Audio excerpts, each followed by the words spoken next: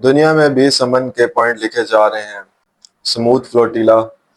سمندر کو چیرتا ہوا غزہ پہنچ رہا ہے اور مسلمانوں کا خون بہہ رہا ہے اور بک رہا ہے۔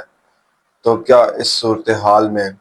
امن معاہدہ ممکن ہے؟ اس چیز کو آپ تھوڑا سمجھیں کہ یہ غزہ میں، فلسطین میں یہ سارا کچھ ہو کیا رہا ہے اور یہ کس طرح اسلام کے ساتھ ایک دشمنی ہے۔ ایک اس کو بار بار نام دیا جاتا ہے جینوسائیڈ۔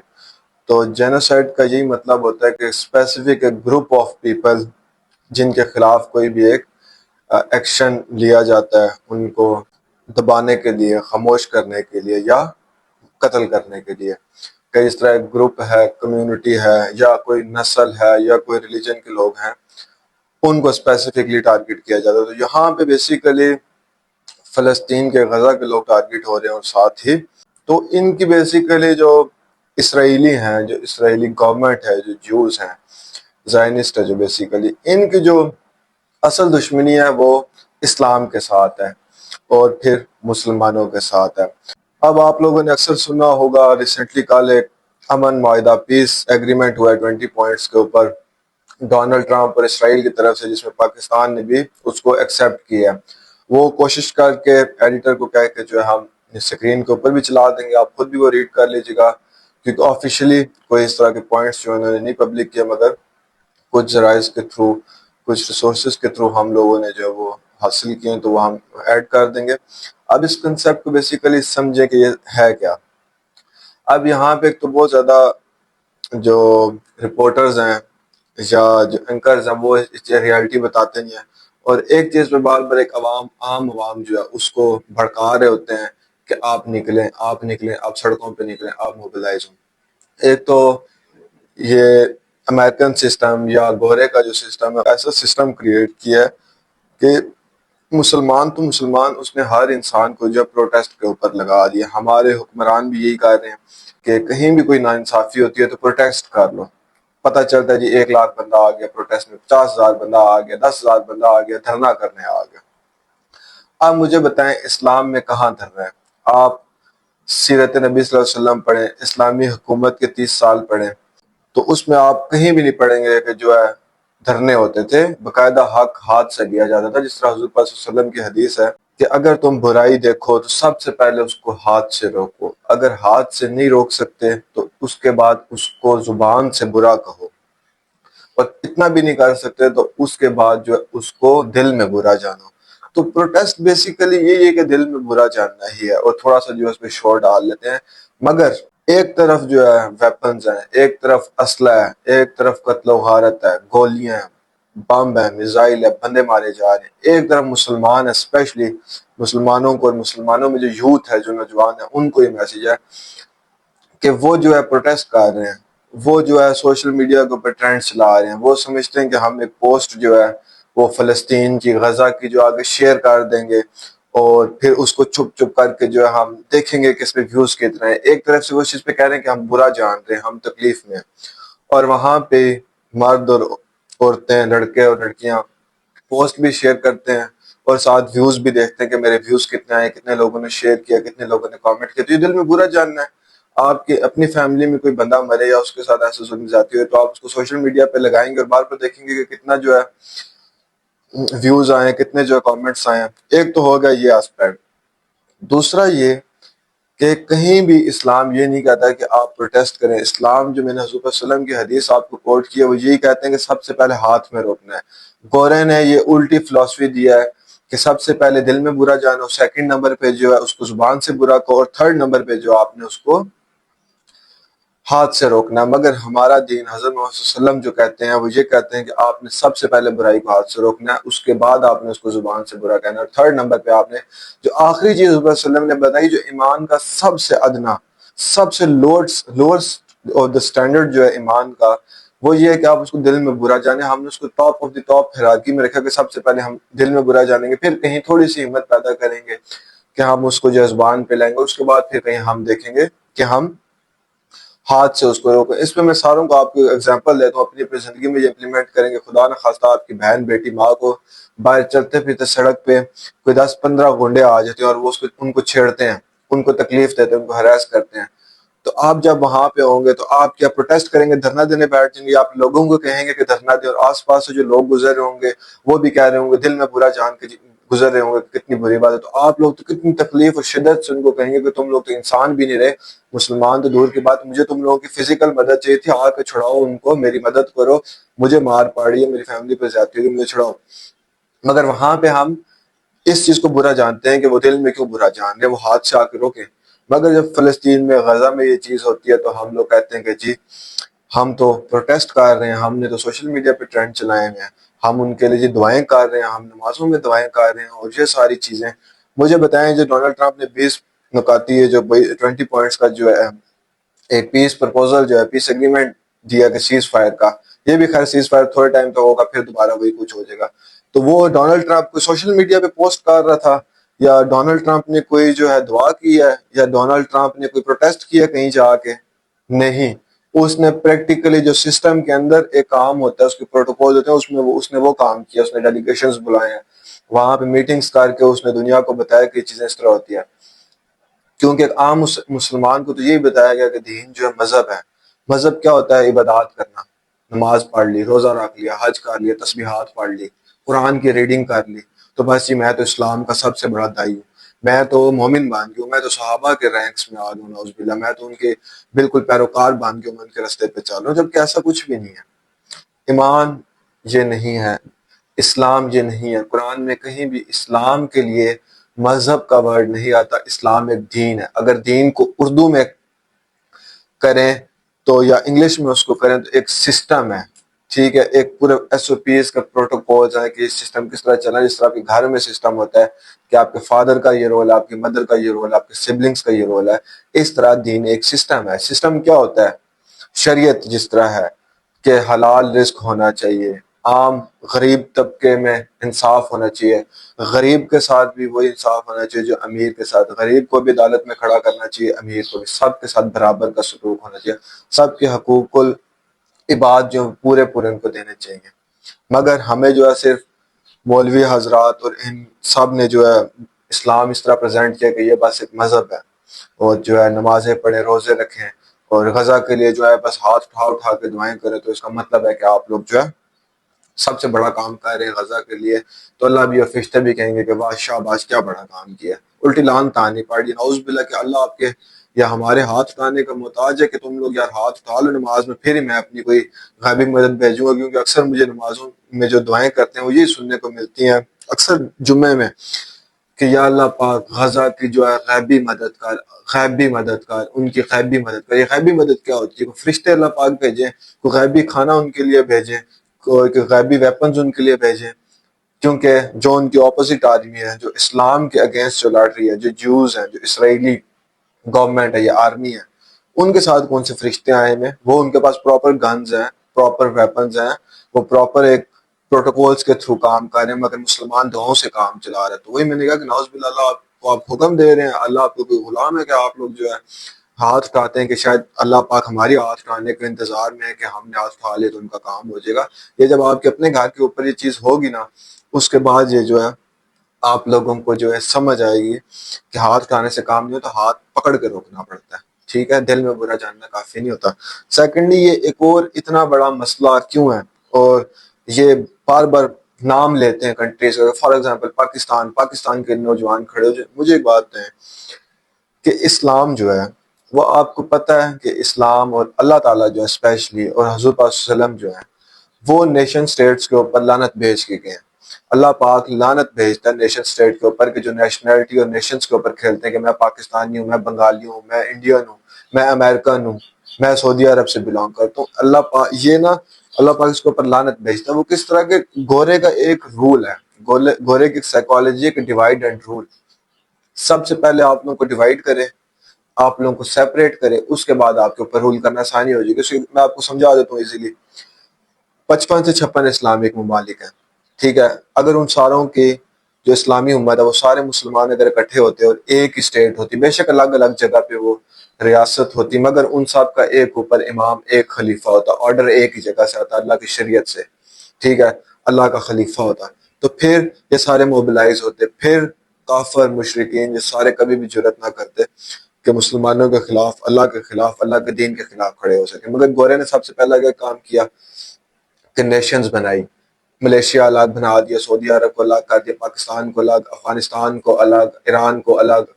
عراق کو الگ، قطر کو الگ، اب مسلمانوں کو توڑ دیا۔ اب ان کے اندر بھی اور سب ڈویژن کس طرح کی، فار ایگزامپل پاکستان ہے، پاکستان میں مسلمان کو اس طرح توڑا، ایک شیعہ ہو گیا، ایک سنی ہو گیا، ایک وابی ہو گیا، ایک بریلوی ہو گیا، ٹھیک ہے، ایک دیوبندی ہو گیا۔ اب یہ سارے فرقوں کے جو لوگ ہیں، ٹھیک ہے، فرقہ یہی ہوتا ہے نا کہ گروپ آف سم پیپل، یہ فرقے کو لوگ ایک دوسرے کو کافر کہہ رہے ہوتے ہیں۔ اب مجھے بتائیں کہ جو ابھی آپ نیٹ پہ جا کے گوگل پہ سرچ کر رہے ہیں کہ دنیا میں جو کتنا مسلمان ہے جو کلمہ پڑھتا ہے، تو 2 بلین سے زیادہ، 2.25 بلین تقریباً، جو بھی ریسرچ چاہیے، 2.25 بلین دنیا کی دوسرے نمبر پہ جو سب سے بڑی پاپولیشن ہے وہ مسلمان ہے، جو سب سے بڑی آبادی دوسرے نمبر پہ مسلمان ہے، سب سے پہلے کرسچن ہے، سیکنڈ نمبر پہ جو مسلمان ہے۔ اب مجھے آپ یہ بتائیں کہ 2 بلین مسلمانوں کو پہلے 56 ممالک کے اندر جو ہے ڈیوائیڈ کیا، ٹھیک ہے، اس کے بعد ان سٹیٹس کے اندر بھی ان کو جو ہے توڑ کے رکھ دیا 5 10 فرقوں کے اندر۔ تو مجھے بتائیں کہ آپ لوگ پھر کیا ہی اکھاڑ سکتے ہیں ان کا؟ آپ ریسرچ کریں نا تو 600 بندوں کی لابی ہے، ٹھیک ہے، جنہوں نے پوری دنیا کو نتھ ڈال کے رکھی ہوئی ہے، ٹھیک ہے، وہ آپ میں سے کسی کو ہلنے نہیں دیتے۔ پاکستان آپ لوگ کرتے ہیں نا، تو پاکستان کی اگر میں آبادی کی بات کروں تو 24 سے 25 کروڑ ہے جو آن ریکارڈ ہے، اس سے زیادہ ہی ہوگی۔ اور اگر میں نوجوانوں کی بات کروں، یوتھ کی بات کروں، جو یوتھ کو ہی نہیں پتا، پاکستان کی جو 60% پاپولیشن ہے، تقریباً 15 سے 16 کروڑ جو پاپولیشن ہے وہ نوجوانوں کی ہے، جن کی عمر 15 سال سے 25 سال کے درمیان میں۔ اب مجھے آپ بتائیں، یہ نوجوان سویا ہوا ہے، ان کو جب جگاؤ تو ان کے 2-3 ہی کلیم ہوتے ہیں، ایکسکیوزز ہوتے ہیں کہ ہماری فیملی نہیں کچھ کرنے دیتی، ہماری سوسائٹی نہیں کچھ کرنے دیتی۔ آخری کلیم یہ ہوتا ہے کہ جی گورنمنٹ نہیں کچھ کرنے دیتی، کیونکہ میں نے آپ کو کنسیپٹ سمجھا دیا کہ گھوڑا جو ہے ڈیوائیڈ رول کرتا ہے، آپ کو پہلے ٹکڑوں میں توڑے گا، پھر آپ کے اوپر رول کرے گا، اس کے لیے آسانی ہے، ٹھیک ہے۔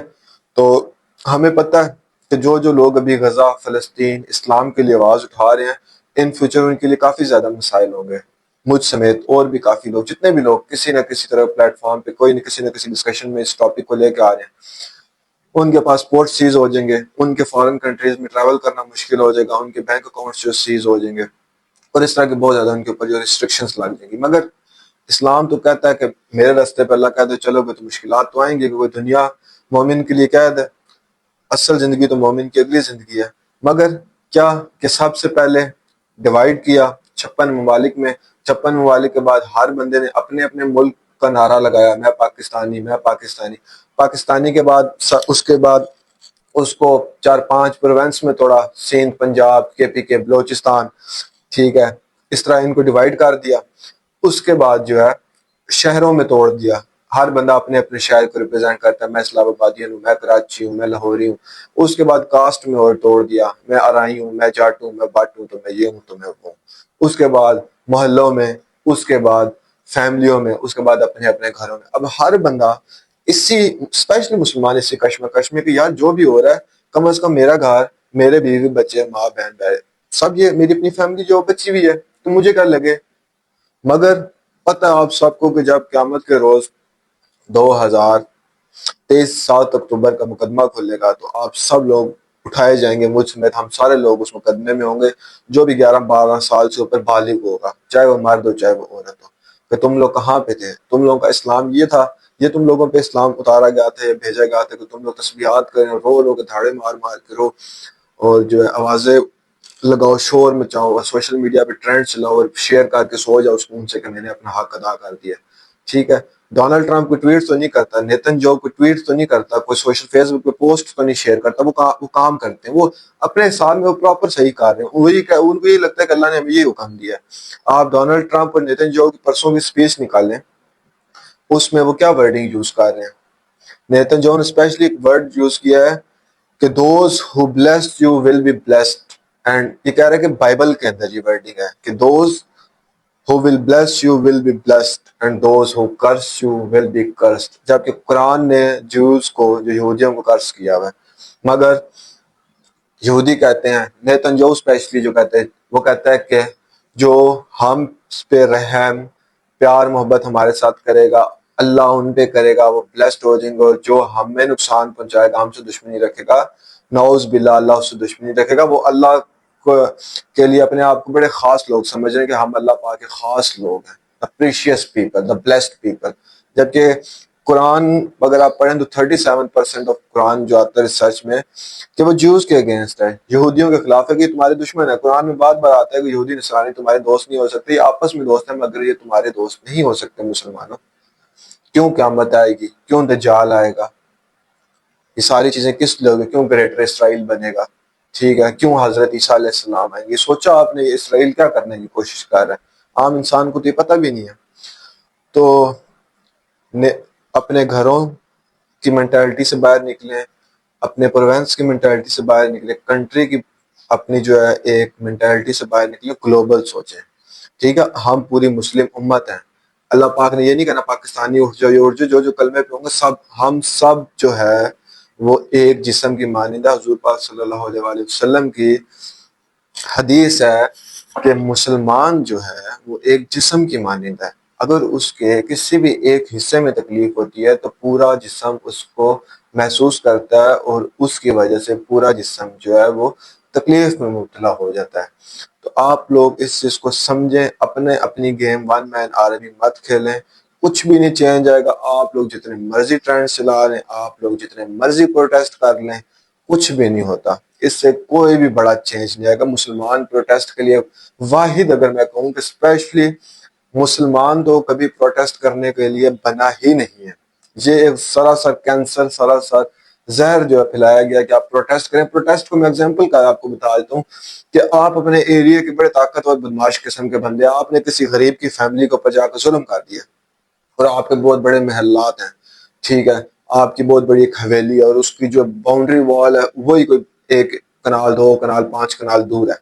اور وہ جس پہ آپ نے ظلم کیا وہ اپنی فیملی کو لے کے آپ کی باؤنڈری وال کے باہر آ کے بیٹھ جاتا ہے، پورا دن کھاتا بھی نہیں ہے، پیتا بھی نہیں ہے، جو شور ڈالتا ہے، دوائی دیتا ہے، اور آپ کو بدوائیں دے رہا ہوتا ہے، مگر آپ جو اپنی حویلی کے اوپر بالکنی پہ آتے ہیں اور اس کو بڑا سکون سے دیکھ رہے ہوتے ہیں، اور پھر اس کو دیکھ کے واپس اندر چلے آتے ہیں، اپنی چیزوں میں مصروف ہو جاتے ہیں۔ تو پروٹیسٹ صرف یہ ہے، ٹھیک ہے۔ آپ جو پروٹیسٹ کر رہے ہوتے ہیں ہر چیز کے خلاف، اگلا جس کے خلاف آپ پروٹیسٹ گورنمنٹ کے خلاف کر رہے ہوتے ہیں، جن کے بھی وہ آپ کو اسی نگاہ سے دیکھ رہے ہوتے ہیں کہ ٹھیک ہے خود ہی شام کو تنگ آ کے بھوک پیاس ان چیزوں سے چلے جائیں گے، ان کو کیا چیز سے فرق پڑتا ہے؟ اسلام پورا ایک سسٹم ہے، نوجوان کو جو یوتھ ہے، لڑکے لڑکیاں پالیٹکس میں، حضور پاک صلی اللہ علیہ وسلم کی سیرت پڑھے، وہ پراپر پالیٹکس کرتے تھے۔ حضور پاک صلی اللہ علیہ وسلم نے کتنی جہاد لڑی،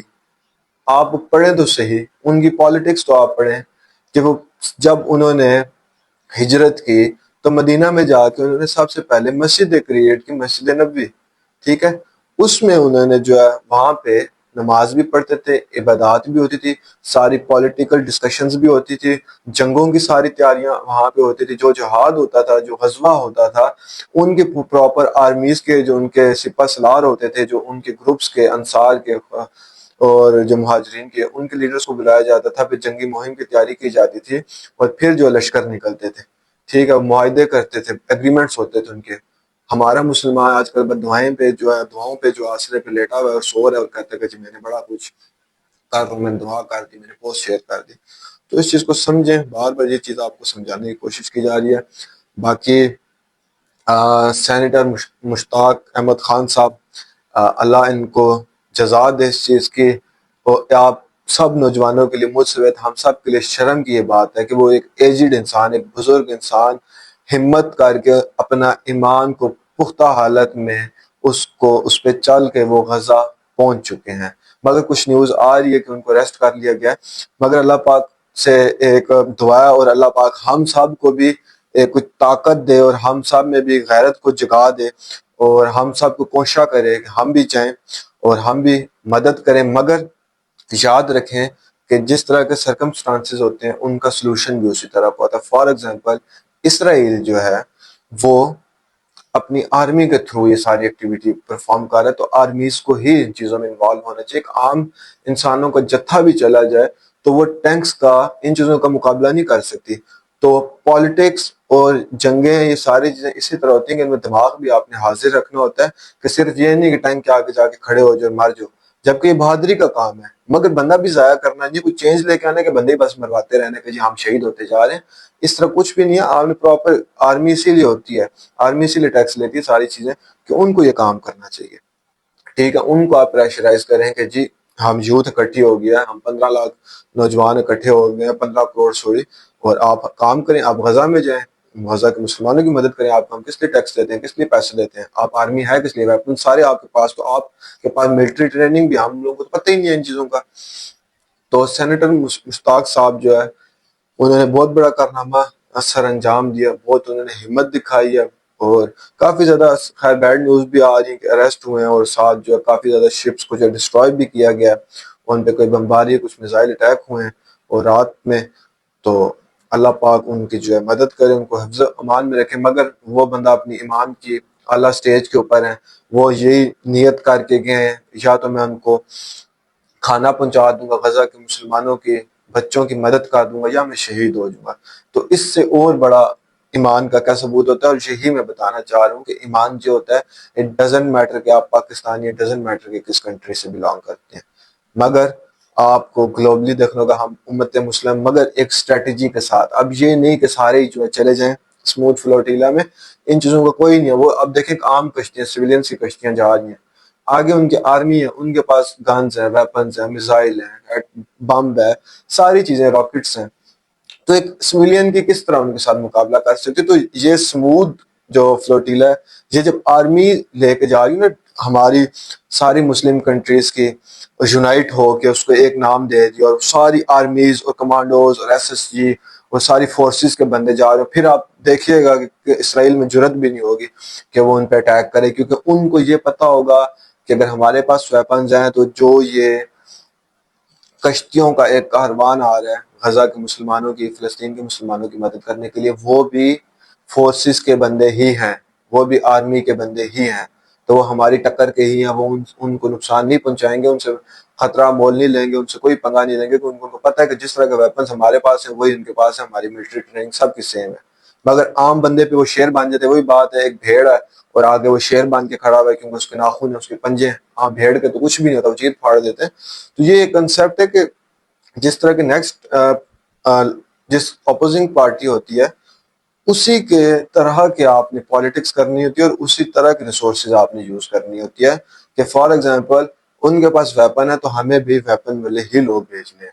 ٹھیک ہے, پراپر ویپن کے کون ہوتے ہیں, ملٹری ہوتی ہے, ٹھیک ہے, آرمی ہوتی ہے, فورسز ہوتی ہے, کمانڈوز ہوتے ہیں, ان سب کے پاس ویپن ہوتے ہیں. تو یہ ان کے ساتھ ٹکر لے سکتے ہیں, اور انہیں کو ہی ٹکر لینی چاہیے. اصلی مجاہد یہی ہونے چاہیے, اور ہیں بھی, مگر نہیں اللہ کے نظام کے لیے کھڑے ہو رہے ہیں. ٹھیک ہے, تو یوتھ کو اینڈ میں یہی میسیج ہے کہ آپ سارے کنیکٹ ہوں آپس میں, اور چھوڑ دیں کہ کون شروع کرے گا. ہر بندہ شروع کر سکتا, اب سب اللہ کے خلیفہ, اللہ پاک نے سب کو جرت دی ہوئی ہے. ٹھیک ہے, اور اپنے حق کے لیے, اللہ کے حق کے لیے کھڑے, اور اپنے گھر, اپنے پروونس اور اپنے ملک کی سوچ سے باہر نکلیں, امت مسلمہ کو کنیکٹ کریں. سب صرف آپ کو یہ مشن ہونا چاہیے. آپ کو پیسہ, رزق, ہر چیز مل جائے گی, اللہ نے خود ان چیزوں کا وعدہ کیا ہے. تو خدا را اٹھیں, موبلائز ہوں, ڈسکشن کریں, پالیٹکس میں آئیں, پاور میں آئیں, پھر آپ بہت چینج کر سکتے ہیں. آپ پروٹیسٹ دعاؤں سے نہیں چینج کر سکتے, آپ کو پالیٹکس میں ہی آنا پڑے گا, آپ کو پاور میں آنا پڑے گا. تو ہوپ فلی آپ سب لوگوں کو یہ میسج جو کلیئر ہو گیا ہوگا. پھر بھی کوئی ڈاؤٹس ہیں تو کامنٹس کر دیجیے گا, ہوپ فلی اس کو ایڈریس کر دیا جائے گا. جزاک اللہ خیر.